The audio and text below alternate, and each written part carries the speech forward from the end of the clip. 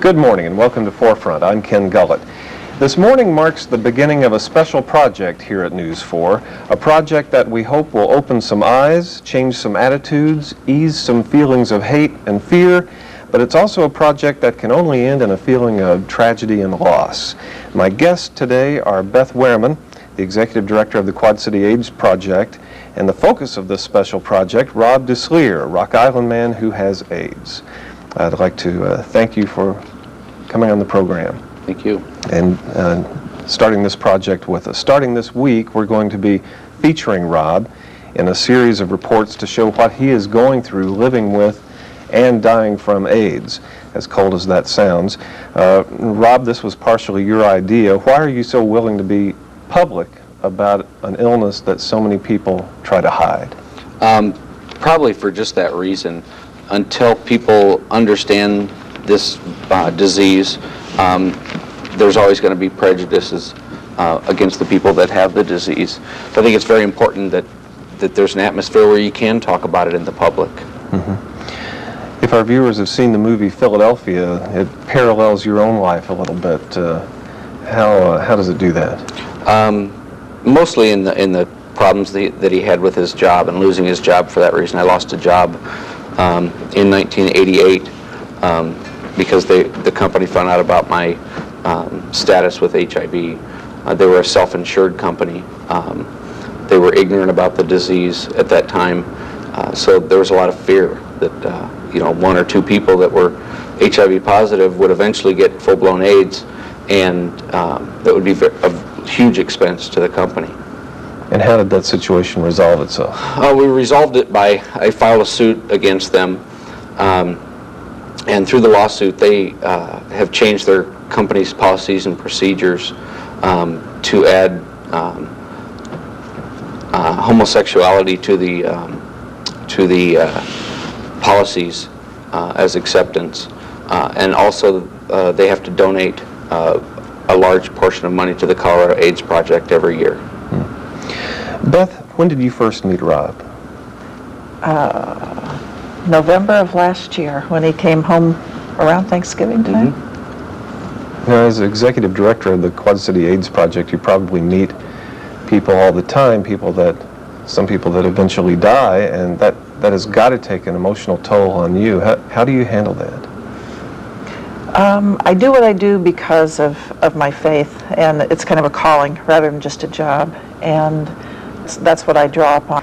It's tough sometimes. Mm-hmm. We've had you on the program before. We ought to brush up on a couple of statistics probably. How many people that you know of are infected with HIV in the Quad City area?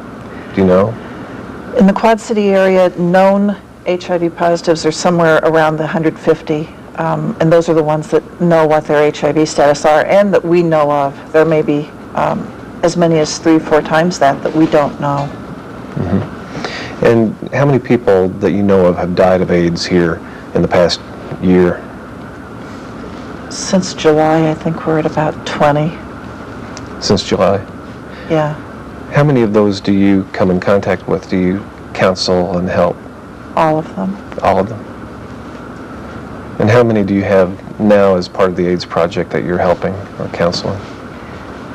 I've had so many intakes in the last 2 weeks that I haven't had a chance to count on my files. The last time I updated my files, and I hope my treasurer isn't watching, was probably 3 weeks ago, and at that point I had 194 files. And those are clients and associate clients.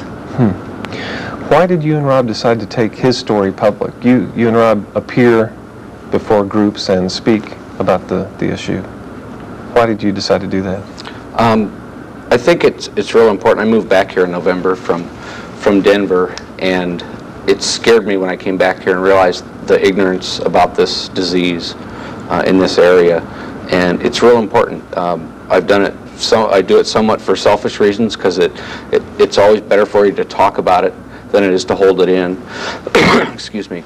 And the other reason is I have nieces and nephews that are fast approaching the age where they are going through puberty and things, and it scares me that their friends don't know anything about this disease and don't know how to keep themselves safe from it. When did you first learn that you were HIV positive? April 3rd, 1985. It was the first day that anonymous testing was available. I was probably infected in 1981 or 82. How do you think you were infected? I was infected through unprotected sex. 10 years is a long time to live with that knowledge. What has it been like living with that knowledge? It's important that people understand that being HIV positive and having AIDS is just part of my life.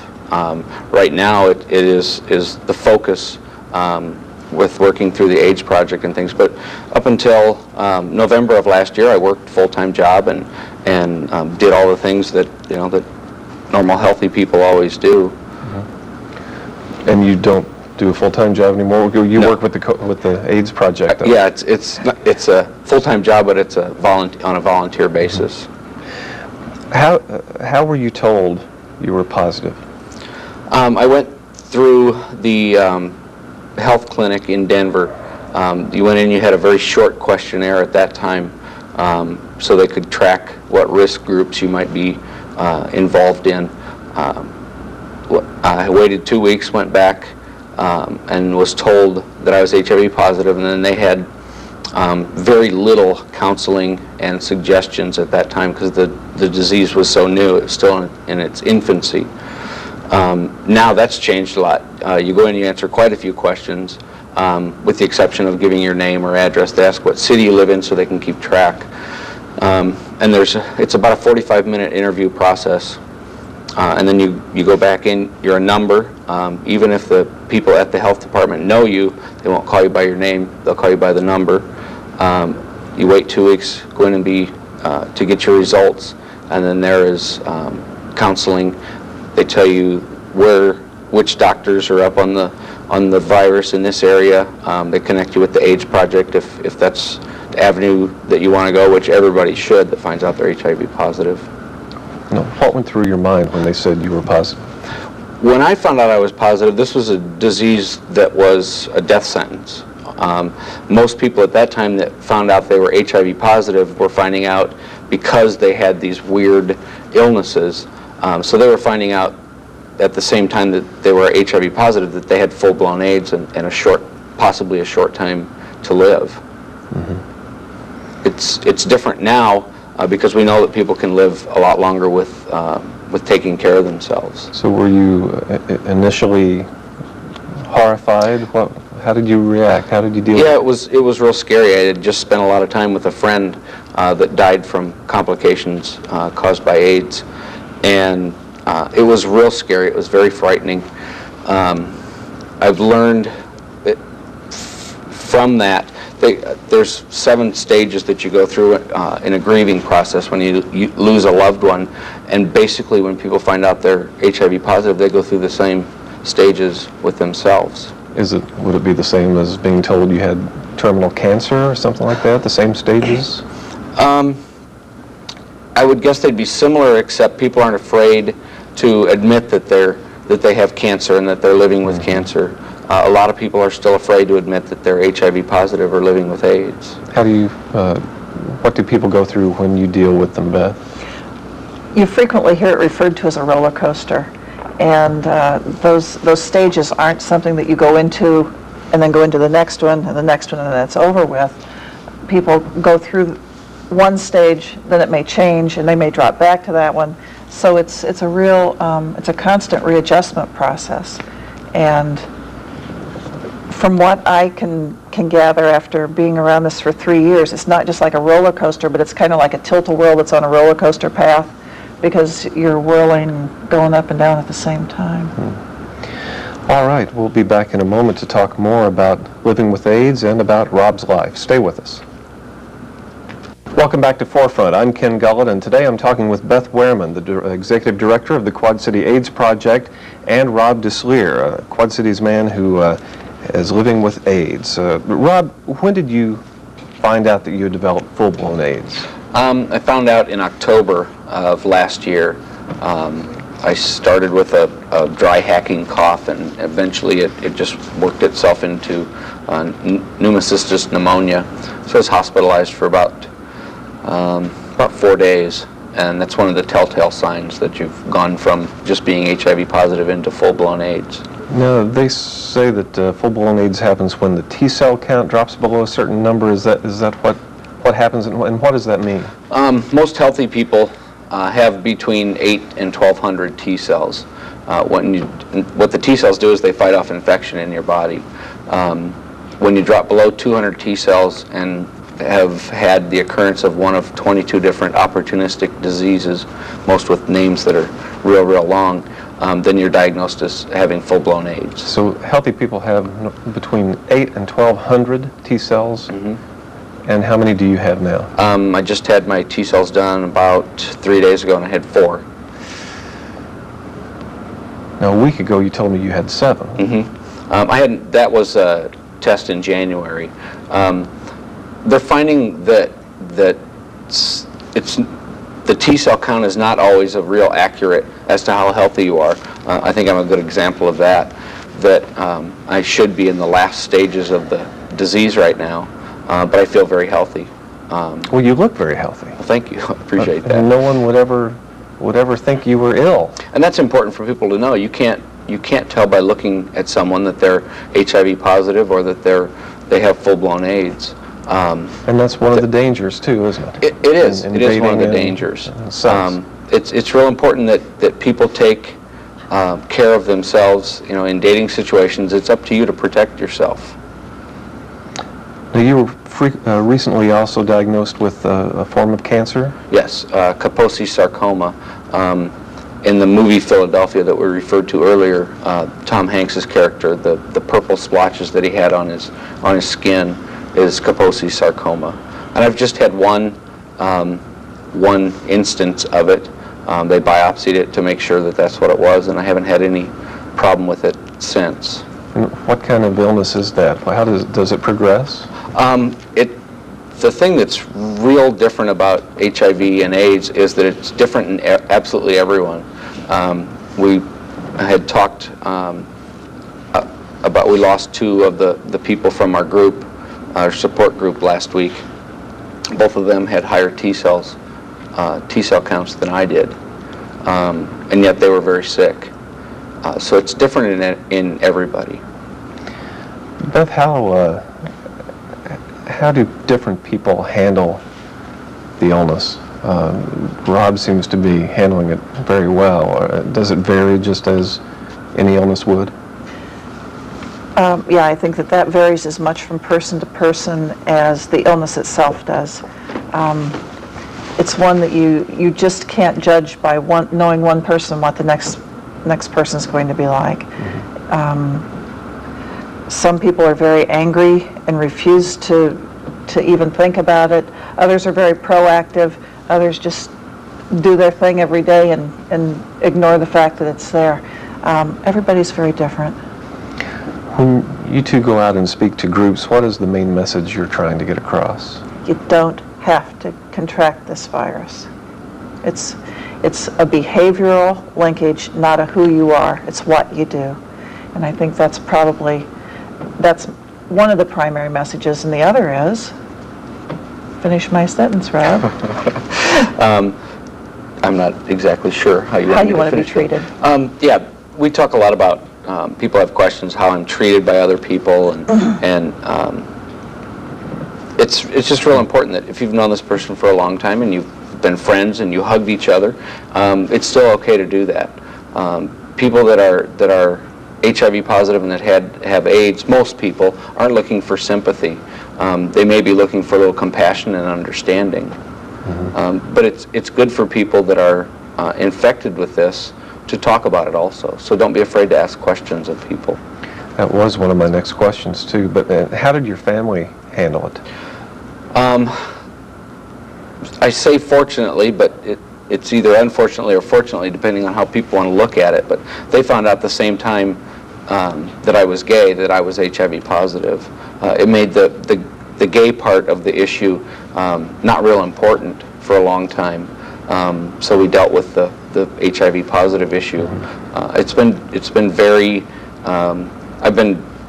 they've been very understanding, very loving. I think the most important thing is they've all told me, you're still our brother. We'll always love you no matter what.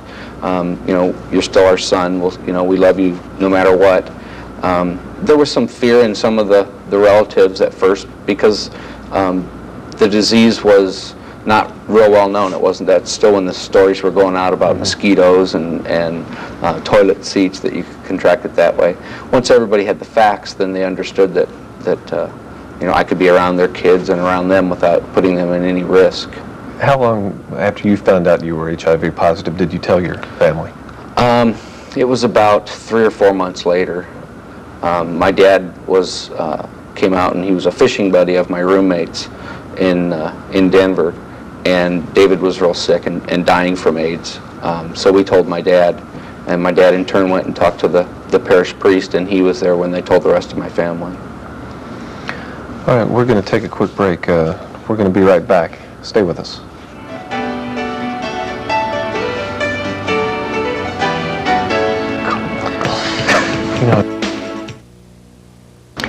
We're back. Thanks for joining us. Our guests are Beth Wehrman, the Executive Director of the Quad City AIDS Project, and Robb Dussliere.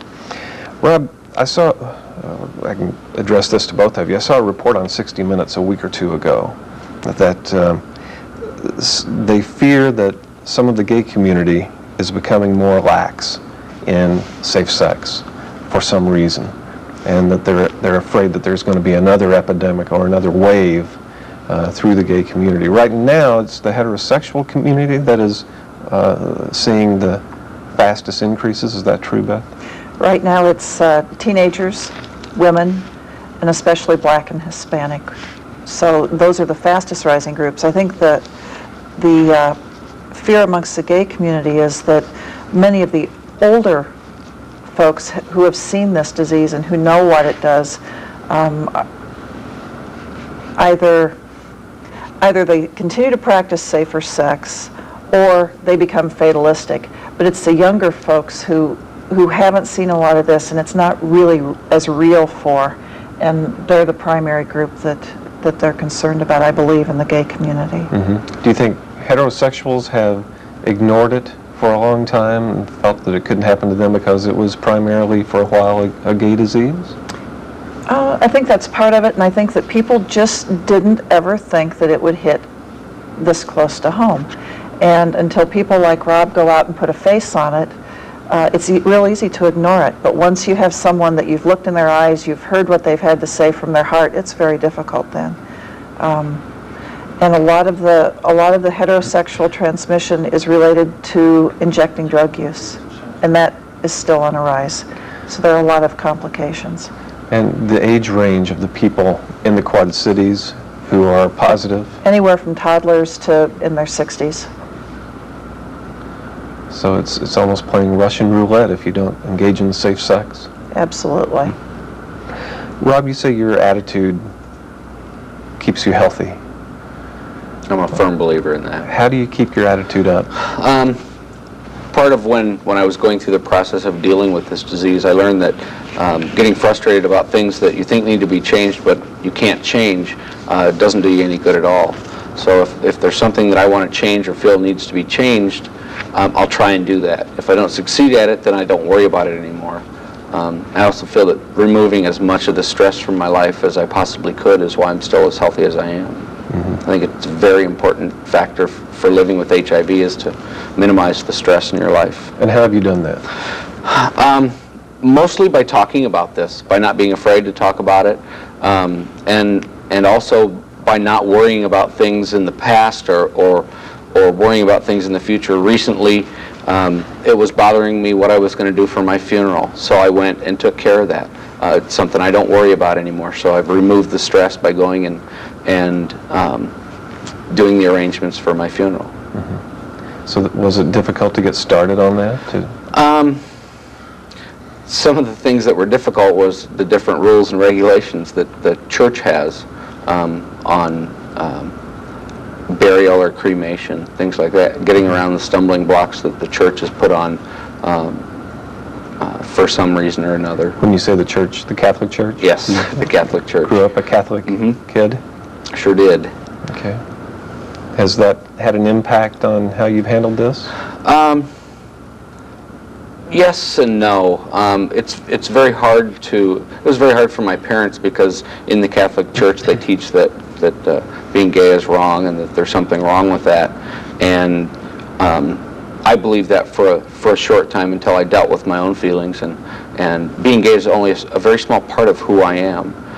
It's not, all encompassing. It's just part of who I am, and I chose to live the life of who I am rather than living a lie to make other people happy.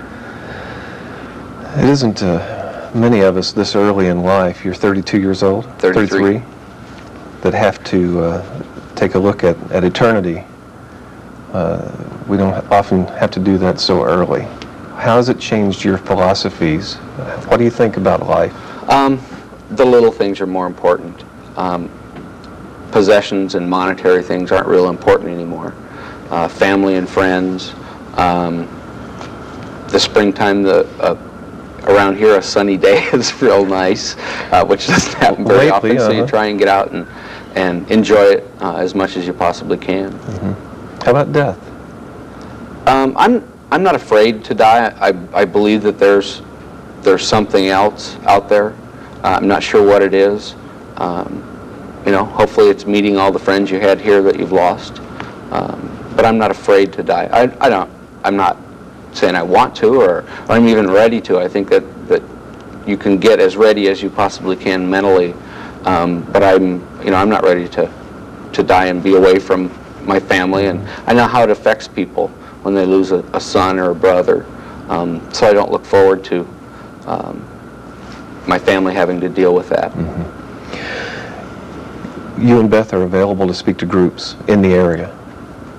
Where should they call if they're interested in having you come and speak to, and you speak to all age groups about AIDS? Where should they call, Beth? They can call the AIDS Project Quad Cities at 324-8638. 324-8638. Okay, Correct. We'll put that on the screen. Thank you.